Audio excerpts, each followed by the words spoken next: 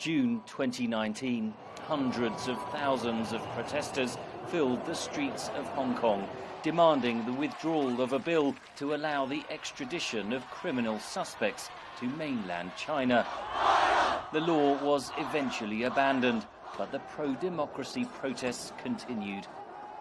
1 year later, the coronavirus pandemic has largely silenced the streets. In May, Beijing approved a national security bill that critics say would end Hong Kong's political freedoms. The territory's chief executive, an appointment approved by China's central government, welcomed the proposed law.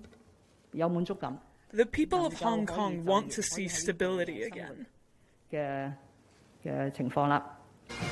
Britain says the bill represents a clear breach of the Sino-British Joint Declaration signed when it handed over the territory to China in 1997. We've made a historic commitment to the people of Hong Kong to protect their autonomy and to protect their freedoms, and more importantly, so has China. Now it seems Britain may offer an emergency exit. Britain issued so-called British nationals' overseas passports to Hong Kong residents before the handover. The government says around 350,000 people currently hold such a passport, and 2.5 million people are eligible to apply. The British government is proposing to make it easier for holders of those passports and their immediate family to move to Britain with what it calls a clear pathway to citizenship after 5 years. Implicit in the British plan is the possibility that Hong Kong could lose a very significant percentage of its talented people. From the perspective of Beijing, they want Hong Kongers to do well.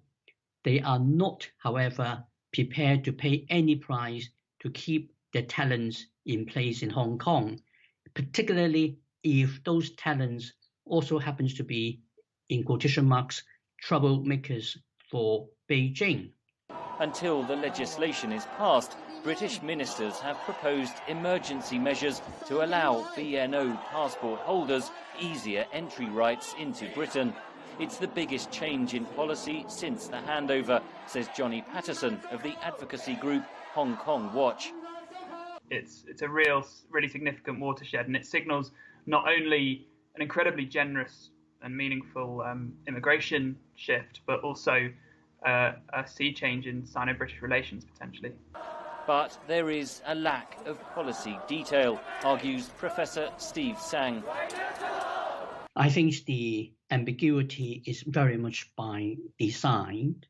What the British government has offered Hong Kong essentially is to send a message both to people in Hong Kong that they are not forgotten, and a message to China that there will be responses from the UK. Hopefully the Chinese government will back off.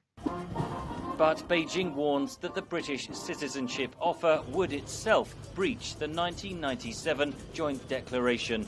Until recently, Britain agreed with that verdict. But China's attempt to impose the new security law on Hong Kong has changed the calculation in London. Henry Ridgwell for VOA News, London.